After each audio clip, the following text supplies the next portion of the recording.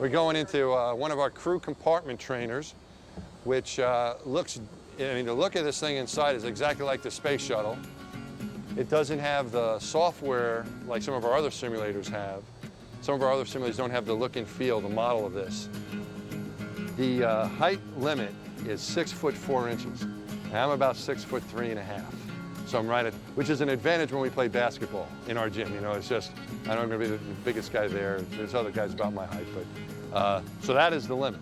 So I'm pretty close to the limit, but not over. You know, I bang my head a lot, but that's probably more due to just general clumsiness. All right, so here we are in the mid-deck of the space shuttle. We have our lockers right here where we put all our stuff. We'll have all of our clothes. A lot of our tools will be in here.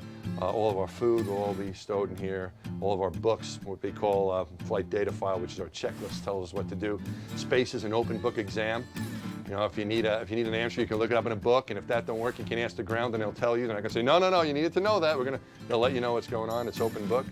And here we have a model of our galley, which is where we can make our food. There's instructions on all the food, tell you what to do with it. It's kind of astronaut proof. Anybody can cook. The food's pretty good, and it's very easy to cook. This is our toilet.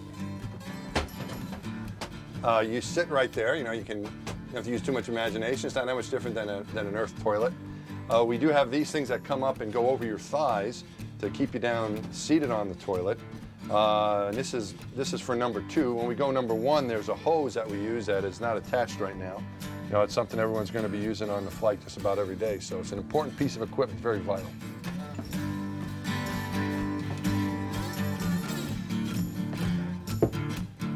All right, so now we're on the flight deck, where the control of the space shuttle and the robot arm and all the windows are that we can observe stuff with. So you have the front cockpit here where the commander and the pilot sit. So like on our flight on Hubble, the telescope will be out in the payload bay along with all of our equipment. And when we're spacewalking, we'll have one guy standing here reading a checklist, kind of like the choreographer. And then over here will be our arm operator, who is primarily Megan MacArthur, who is going to be working the robot arm. We always have one guy, one spacewalker free-floating, moving around under their own power, and then the second spacewalker is on the robot arm on a little platform and gets moved around by Megan.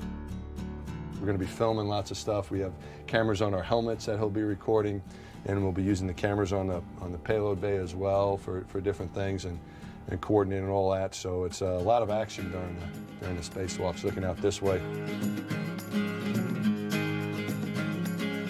We all like to do cool stuff, you know, like stuff you dreamt about when you were a little kid. You never really grew up, you know, you still get to do that. You like flying in fast airplanes and learning how to fly in spaceships and, you know, spacewalking and doing all this stuff is pretty cool. We're interested in exploration. We're interested in trying to increase our understanding of what's out there in the universe.